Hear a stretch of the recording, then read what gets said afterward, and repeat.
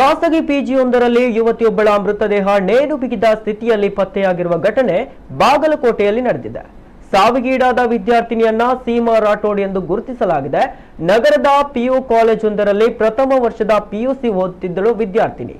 ಘಟನೆ ಕುರಿತು ಸಿಸಿಟಿವಿ ದೃಶ್ಯ ವೈರಲ್ ಆಗಿದ್ದು, ಪಿಜಿಯಲ್ಲಿ ಕೆಲವು ವಿದ್ಯಾರ್ಥಿನಿಯರು ರೂಮ್ ಒಳಗೆ ಹೋಗುತ್ತಿದ್ದಂತೆ ಯುವತಿಯ ಮೃತದೇಹ ಸ್ಲ್ಯಾಬ್ನ ಹುಕ್ನಲ್ಲಿ ನೇತಾಡುತ್ತಿರುವುದನ್ನು ಕಂಡು ಕಿರುಚಾಡುತ್ತಾ ಹೊರಗೆ ಓಡಿ ಬಂದಿದ್ದಾರೆ.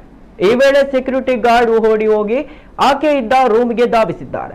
ಕೂಡಲೇ ಆಕೆಯನ್ನ ರಕ್ಷಣೆ ಮಾಡುವ ಪ್ರಯತ್ನ ನಡೆದಿತ್ತು ಎನ್ನಲಾಗಿದೆ.